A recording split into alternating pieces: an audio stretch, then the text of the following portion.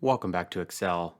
This is a mental evolution podcast where we break down the science of high performance into quick, practical lessons for you in your everyday life. I'm your host, Dr. Seth Rose, and today we're pulling from one of the longest running studies in human history. The study is called the Harvard Study of Adult Development, and it's 80 plus years of data on what actually leads to a strong, healthy, successful life. And the biggest takeaway isn't what most people think. So, back in the late 1930s, researchers at Harvard started following two groups of people. Some were Harvard students, and some were from the inner city of Boston, growing up in tough environments. They didn't just give them a survey and call it a day. They followed them basically every decade for their entire lives. They looked at things like medical exams. They interviewed spouses and friends and family. They had self-report assessments, personality assessments, brain scans, biomarkers, blood work, everything, the whole picture. And today, the study also includes spouses and children to look at generational findings as well. So we're talking thousands of people here. And when they say here's what actually matters, it's not a guess. It's one of the most evidence-based answers and most longitudinal studies that we have looking at some of these findings. And so what did they find? They were essentially looking to see what made people happy, right? Like, what are the things that lead to a good, healthy, and fulfilling life? And the findings are that really relationships are the strongest predictor for long-term health, happiness, performance, and your lifespan. So we're not talking money here. We're not talking your job title or accomplishments, not talent or genetics, relationships. How you socialize and how you are connected to those people, friends or family or community. So people who generally felt loved and supported and connected not only lived longer, but when they were looking at some of the other things that they were studying, they were able to handle things like stress better. They stayed mentally sharper. They were more resilient. They were able to bounce back faster. So practically speaking, if you're an athlete or a performer, you can think about it that the people around you, like your teammates, your coaches, your friends and family, they can literally shape the way that your body ticks and how you show up every day and your sense of purpose and your performance and also your longevity, right?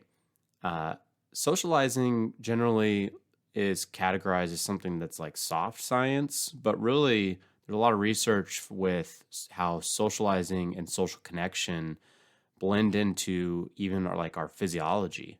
Because when you have stronger relationships, your stress response is dampened, your heart rate variability can improve, your sleep quality generally increases, you recover from acute stressors or setbacks much more quickly. And then also too, because it helps with cognition, you're able to make better decisions. But on the flip side, what they were also looking at is what about the people who didn't have this, right? So chronic loneliness is something that they found to be as dangerous as things like even like smoking or alcohol misuse. And this chronic loneliness they found were associated with things like elevated cortisol, increased inflammation, and even it drains kind of like your cognitive bandwidth. So if you think that connection doesn't impact performance, we might want to think again. So here's some practical takeaways from this longest standing study that we have focusing on relationships. So prioritize your relationships in your life, right? A 60-second genuine conversation does more for your nervous system and your health than a 1 hour of distracted time. The next thing is, we've probably heard like you kind of are um, who you surround yourself with, like your top 5 people. So think about like who's in your corner, right?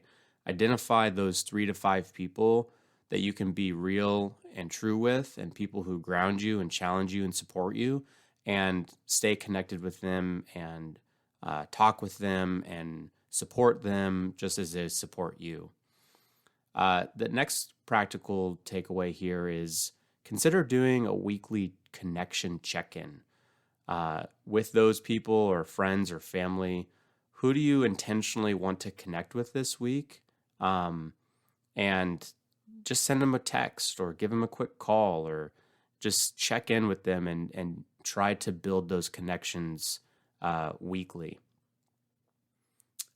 The other thing is in training or in any sort of sport environment, if you are attempting to reach a new goal, run a marathon, join a new gym, try to find an accountability buddy. Maybe they don't necessarily train with you, but maybe they're training alongside you, right? So the idea here is to find accountability. Don't train alone. And that can be super beneficial to keep you motivated and to hold yourself accountable, especially if you're trying to maybe run a marathon when all you've been doing is half marathons, or if you're trying to lose some weight after some time off.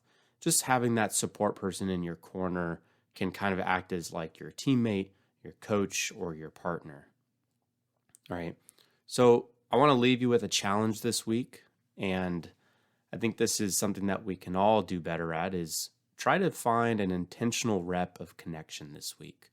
So maybe that's sending a voice text message to somebody, or thanking a teammate or a coworker, or just calling or sending a text to somebody, or repair some of those small leftover connections that maybe you haven't talked to those people in a while, right? These tiny moments over time can really help shape your health and performance more than anything that you can really imagine. And we know so because of this longest standing study, which is still just mind-boggling to think about. And the thing that connects everybody, doesn't matter if you're incarcerated in jail or the vice president or just an average Joe Schmo on the street, it's relationships matter, and socializing can really help serve as a foundation for high performance. And if you want to thrive and not just succeed, invest in those relationships, right? Because the science could not be any clearer. Thanks for listening to Excel today. I hope you enjoyed this episode. Share it with somebody that matters to you, and that's an easy first step. We'll see you next time.